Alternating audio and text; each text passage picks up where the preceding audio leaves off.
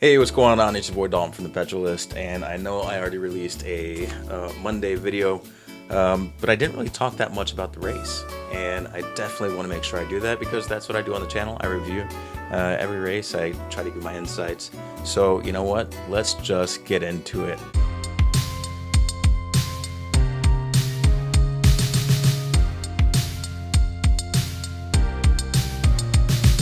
Elephant in the room is George Russell was disqualified. Now, if you're like me, you've already watched a bunch of different channels trying to find news on what the disqualification was all about.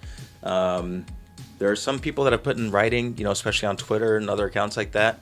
But as far as the YouTubes, I'm not sure if I've seen anyone break down exactly what the impact of the 1.5 kilograms was. So I'm gonna attempt to do that really quickly before we get into the race.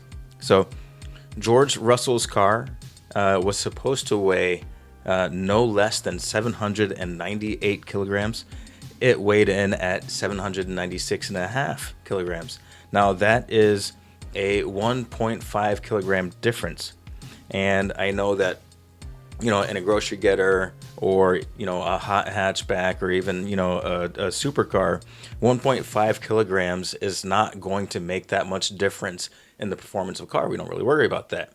But in a Formula One car with such high tolerances, such, high levels of downforce and tires that are extremely thin, it makes a huge amount of difference.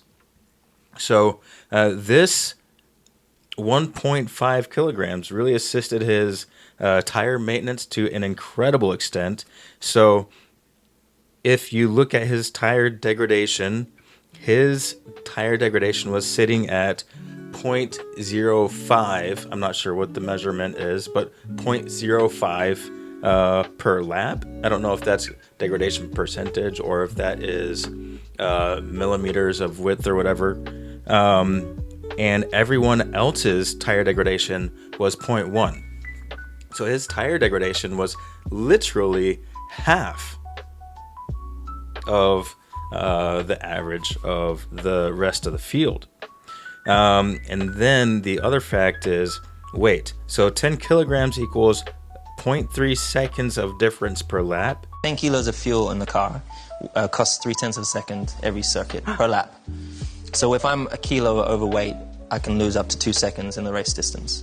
So my weight is very important. So he had faster laps and tires that did not wear out as quickly over, over the 34 laps. So he can stay out longer and he can drive faster. And that is all due to the 1.5 kilograms. So it's a huge difference.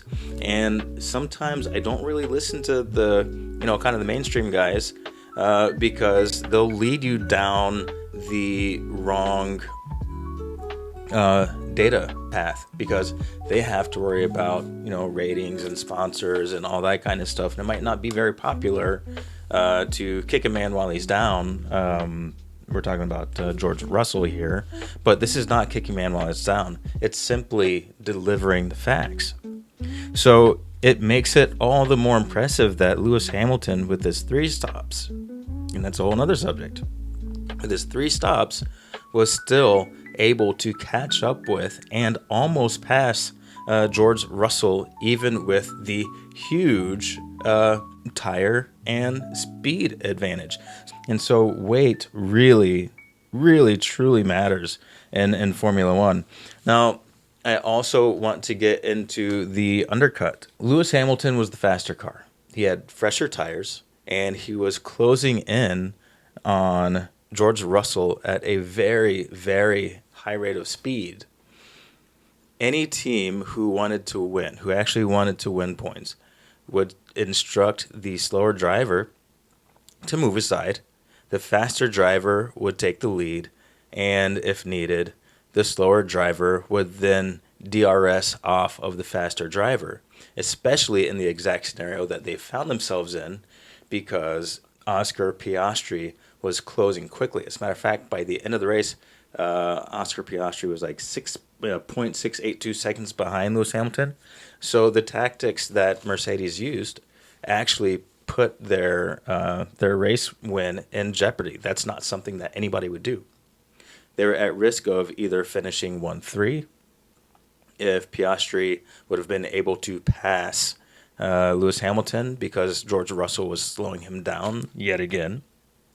Or, you know, it could have been Piastri who actually won the race because Hamilton was so close to Russell and Piastri was so close to Hamilton that give it another lap or two, that very well could have been the case.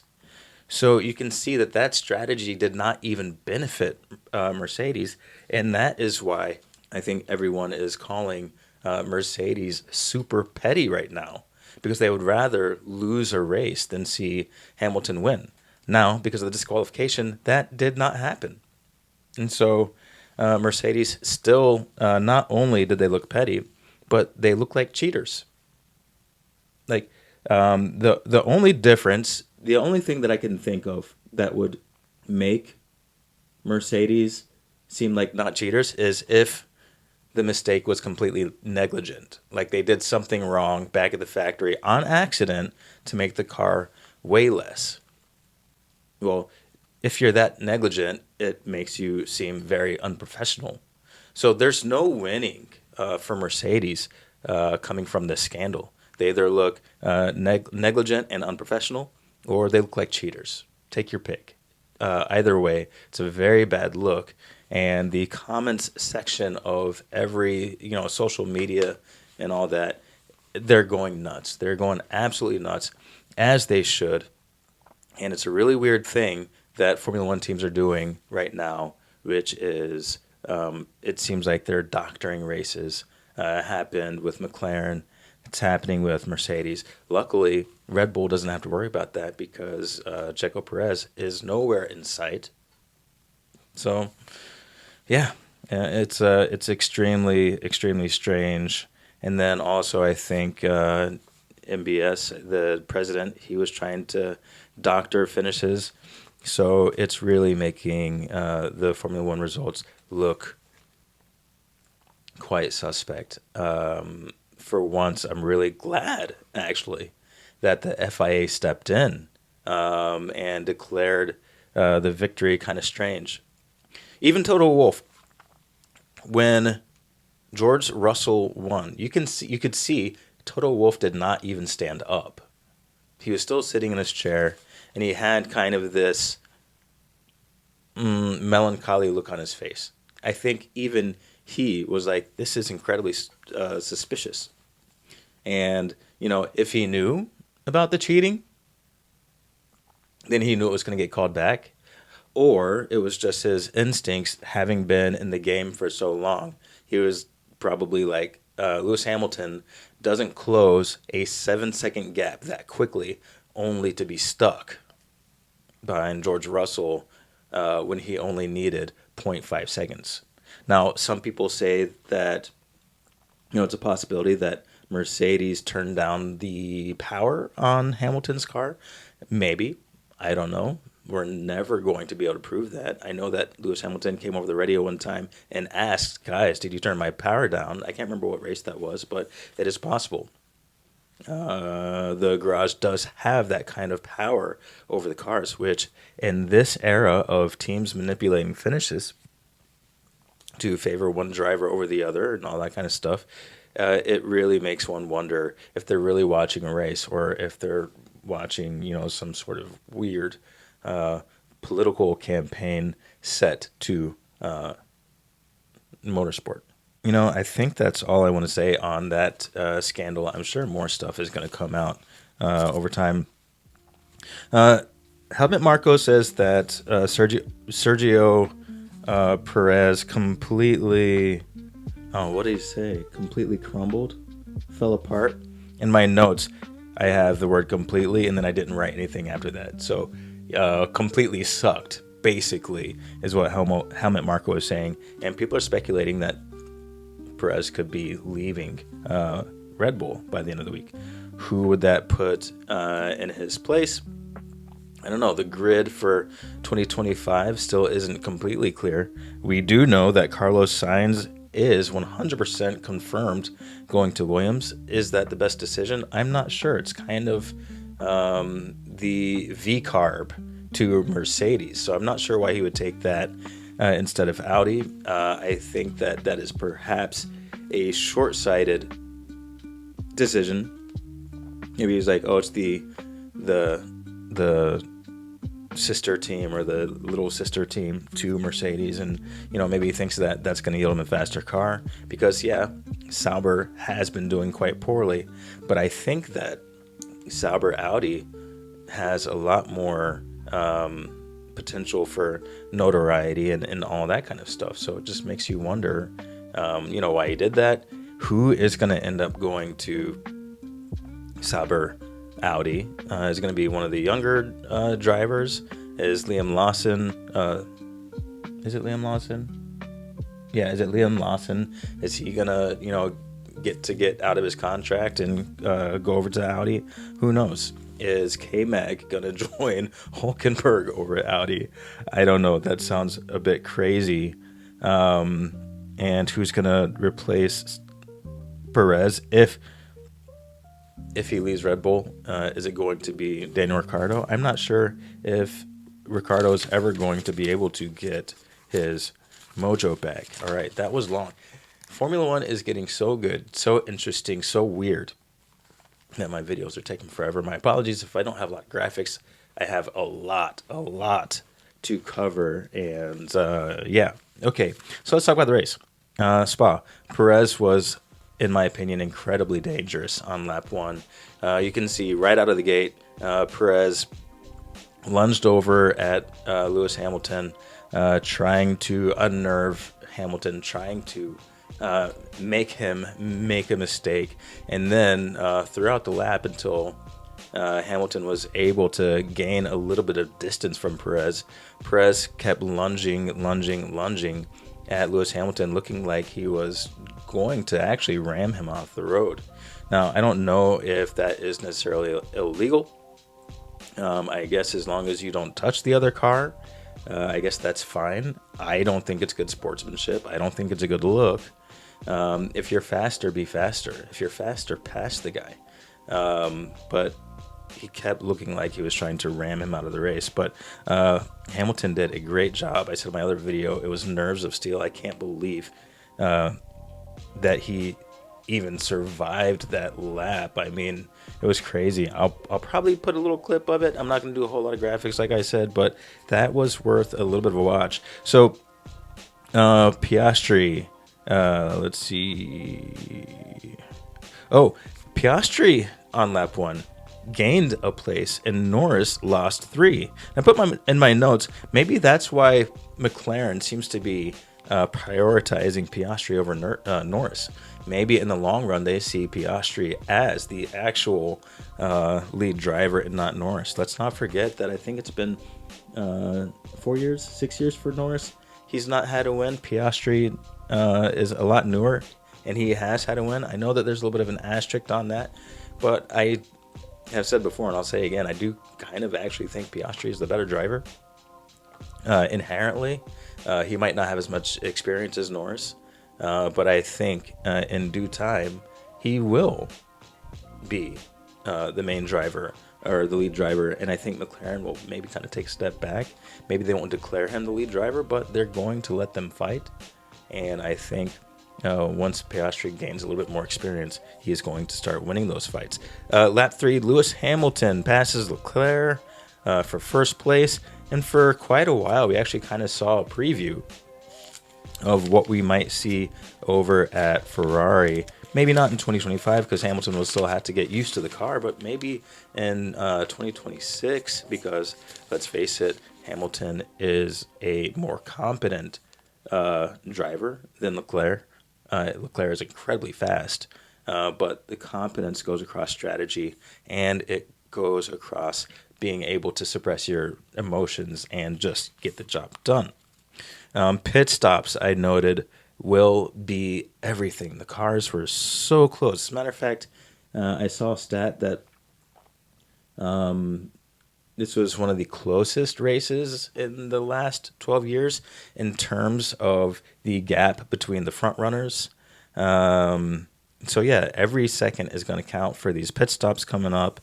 And I was saying that, where was I? Lap 8. Anyway, the top eight drivers had a 1-ish second gap.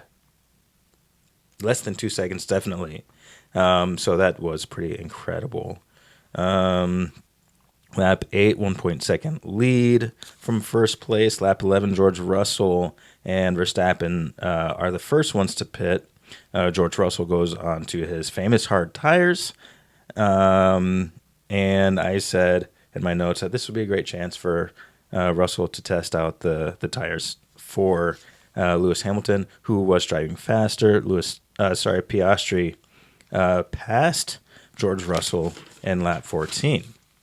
And Stroll was blocking Perez in lap 12, which gave the drivers in front of him a little bit of a gap to get away from, to escape from the crash-happy Perez. And lap 12, I said,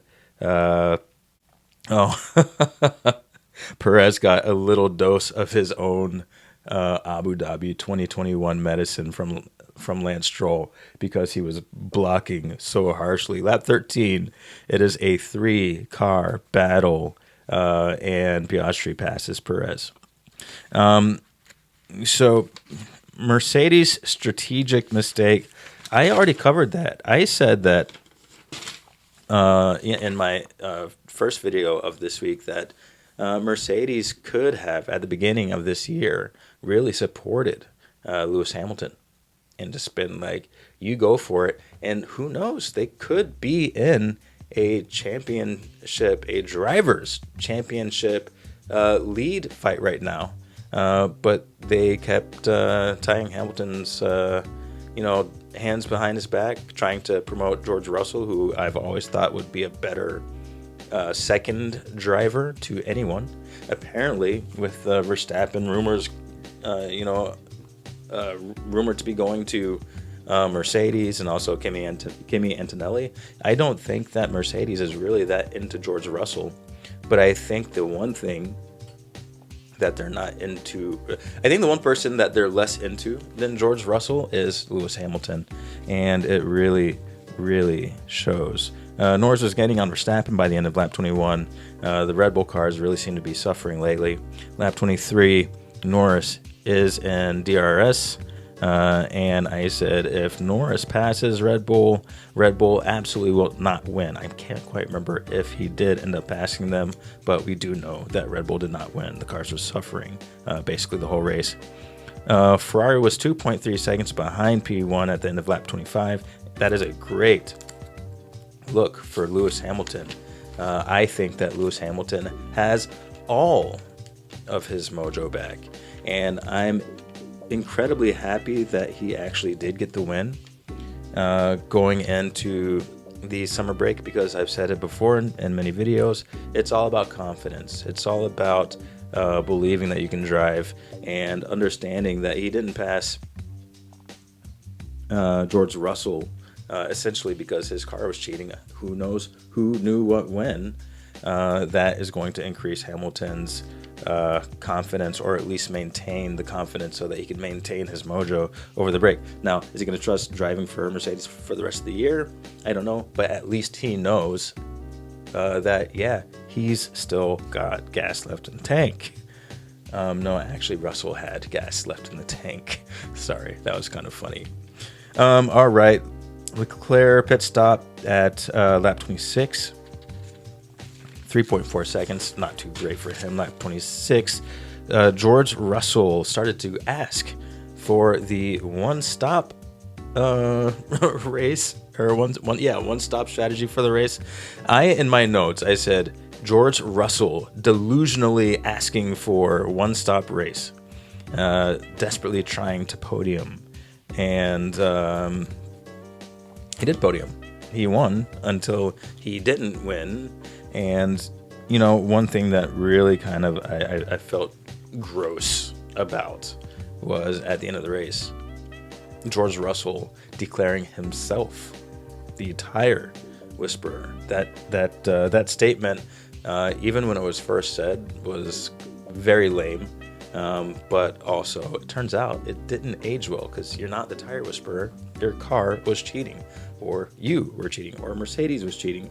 Who knew what when? I'm not sure we'll ever know.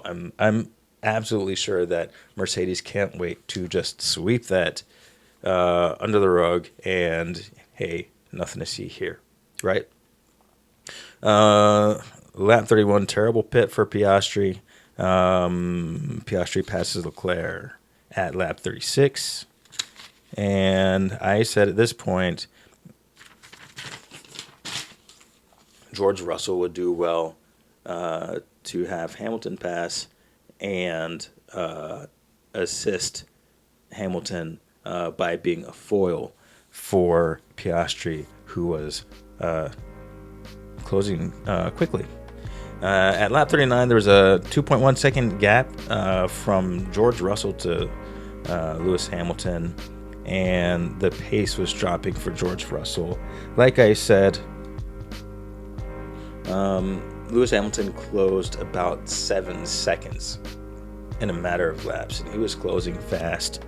And, you know, by lap 40, Lewis Hamilton was really close to DRS. He was 1.2 seconds away from George Russell at lap 40. So 4 laps to go, and he closed extremely fast.